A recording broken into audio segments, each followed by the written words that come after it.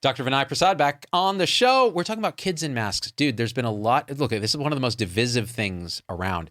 It's one thing to put a mask on grown-ups, another thing to put a mask on a little cute little wiggler who is apparently absorbing huge amounts of CO2 and is not learning language. And is there a benefit? And you've written about it in MedPage, dude. Enlighten us. Well, help us come up with an answer here. I got into this because I saw the Twitter exploded last week. I said, what the hell happened? They said they did a mask study on kids and CO2. I said, oh, here we go. So, it's predictable that they did some study, and this study basically is that they had 45 kids, different ages, 6 to, I think, 17, use a mask, and they measured the concentration of CO2, I think, just in the dead space of the mask, the space between the nose and the mask itself, and that was a little bit on the high side and higher than some of their occupational standards. And they said that, this is potentially a risk to kids to wear this mask. Hypercarbia.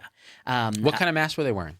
I believe in the study it was surgical masks. Okay, all right, yeah. Yeah, I think they had a couple of masks actually, but I didn't concern myself too much because you'll see why. You'll see why, yeah. Yeah, you'll see why because I realized it was all wasting my time to look into this too much. But then, of course, there were these lengthy rebuttals, It's like, I just read the study on the masks and here's 72 tweets why it sucks, And they went through and, a couple people had good points. One person's point I thought was particularly good was whenever you wear a mask and you breathe in to take in air, some of that air you breathe is what's in the mask. But most of the air you breathe is what's beyond the mask, getting sucked in through the mask or around the mask and into your lungs. And so the CO2 in your lungs is going to be very different than whatever they find in the mask. Right. Other people had qualms about, was it the exhaled breath or inhaled breath, et cetera, et cetera, et cetera. So it's the equivalent of like a snorkel's dead space. Yeah. Like there's always dead space can be full of CO2, but you're pulling in a lot of... That's a good analogy, yeah. Yeah. And nobody ever snorkels and then all of a sudden they... Yeah, they just die. They Although turn I'm up. sure now we're going to have a lot of reports. My son-in-law You never know. coded while snorkeling. Yeah. Well, he was bitten by a jellyfish straight on the genitals. It's like, that's and that these mandatory snorkel laws. Yeah. So I don't know. So that was the lay of the land, and I saw that everyone was all fired up about it. And I guess I wanted to take a big picture look at this, the big picture question is this, should kids wear masks? And if so, when? And what's the evidence for this kids wearing mask?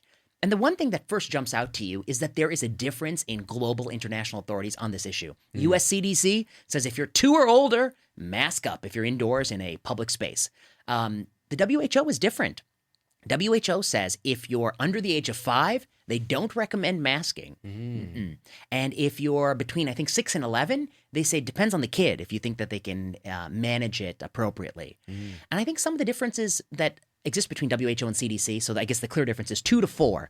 CDC says do it, and WHO says don't do it. And I think a lot of daycares take their cues from the US CDC. Right. So it has real implications.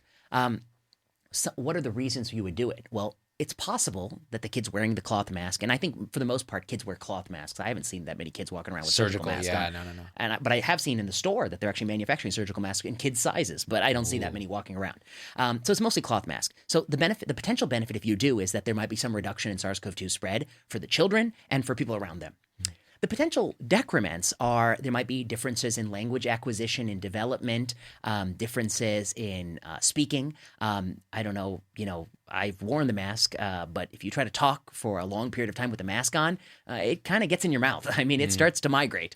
So it has decrements on speech. Potentially there are other decrements involved. And of course, there is some risk, which is below a certain age. And if a child is asleep, there's a suffocation risk, which is why no guidelines say put it on a baby in their crib, right? Right. Okay, so there's some things that I think people agree has some common sense. We won't even try it. Right. Okay, so the question is, does it work? And if so, when? And the whole point of my essay, one of the first points was that, it's so simplistic to think the answer is yes or no. Why can't the answer be, I don't know the answer, but the answer might be something like, under some circumstances, yes.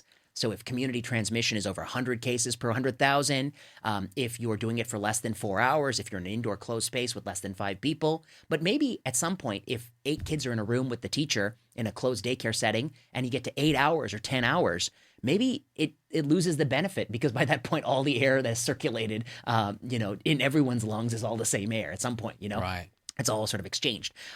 Or maybe the answer is that if the case rate is less than 5 in 100,000, it doesn't have a benefit.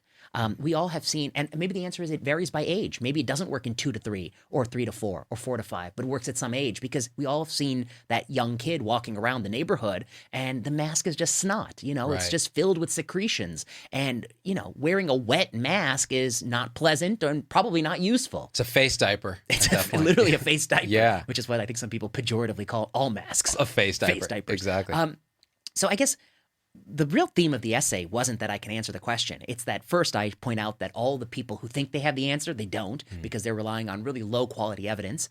And there's some retrospective observational study of very low quality comparing schools that mandated kids wear masks versus schools that didn't mandate kids wear masks. So here we're talking typically 6 to 11 kind of age groups or 6 to 17.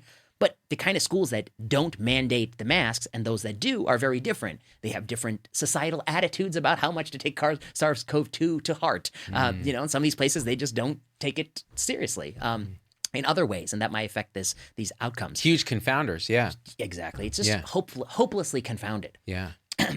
So I look to see, you know, and then there are, of course, the mechanistic people. They're like, well, you know, the size of the virus is sort of microns, and the size of the things is this, and it'll be...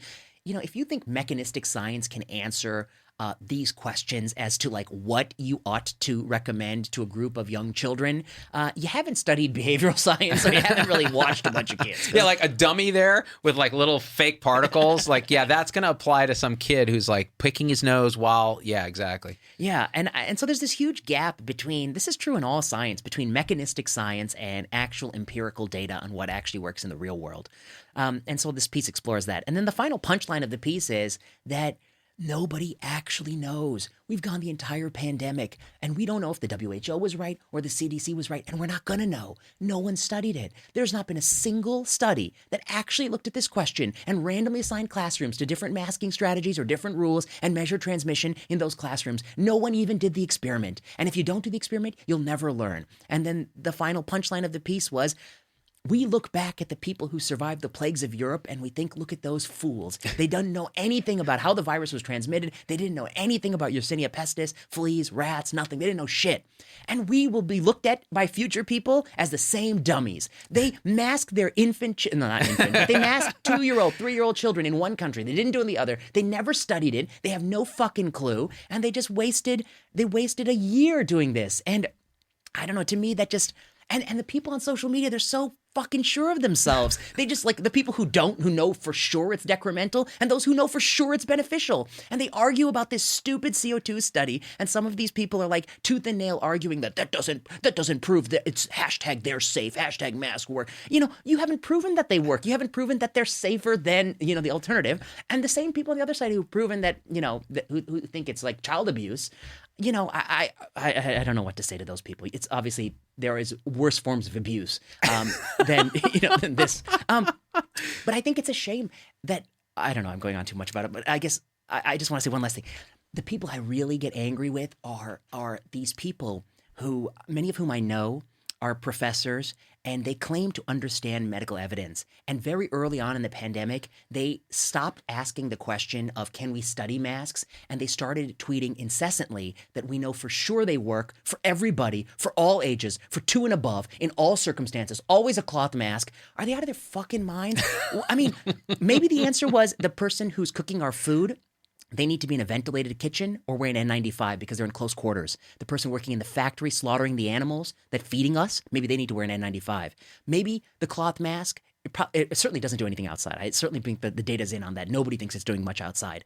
And maybe it, like when you wear it for these average little household chores, etc., who knows what it's doing? No one has studied it. That's so embarrassing. That's so terrible that we didn't study this at all. And everyone is so sure of this without any data that's credible. They have all these retrospective flawed studies, which I could talk about, but they're all flawed. So why don't you just shut the hell up, Vinay Prasad, and follow the science? All right? Hashtag mask up. No, dude, I mean, I have nothing to add to that. I mean, that's exactly right. That's the rant that I would have given. We've studied it, not at all. We're going to look like idiots in retrospect. People have tribalized the whole thing. It's all politicized. Here in the fucking Bay Area, where we don't even have a mask mandate, everybody is still wearing masks outside. Outside. And they look at you funny if you don't wear a mask. When you walked in my building, we weren't wearing masks. masks. We got funny looks from the person in the lobby. It's a conditioning, a culturalization. It has nothing to do with science. Anyone who says this has to do with something to do with science is off their rocker, honestly. That's the weaponization of science. I mean, maybe we'll touch on it in the other segment where we talk about vaccines, but some of these issues that used to be, like, you used to be able to talk about whether or not a non-pharmacologic intervention would slow the spread of a respiratory virus. In fact, I remember, because I used to teach a class, and one of the debates I think we did was on non-pharmacologic interventions for influenza. And we reviewed, I think, some of the meta-analytic work by, what's the name, McAllister or something, on masking. You can't have that conversation anymore. It's so polarized. The moment Trump didn't wear it, the moment the entire academy knew for sure it worked. They knew he's not doing it, must work, and you can't study in a randomized trial. It's a parachute, for fuck's sake. That's what they knew the moment he didn't do it, which is so stupid. It's the dumbest. If you tie yourself to someone you think is not very logical, you are just as illogical as they are.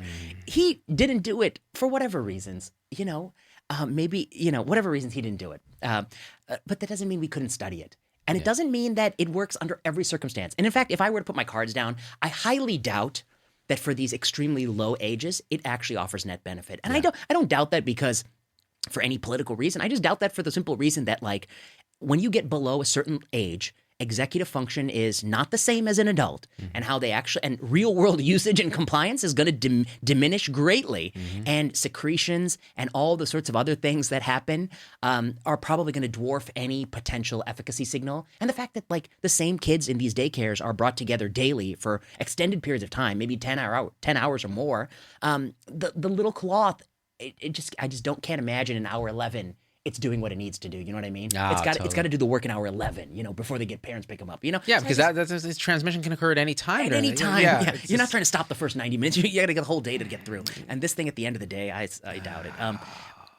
Is anyone really going to get the other side? They're worried about, what is this, growing bacteria, and someone's going to get. Right. I was like, we haven't seen an outbreak of mucormycosis. Right. That's or not going to happen. Impetigo. I mean, I think, but some people have gotten a few acne spots. Right. Yeah.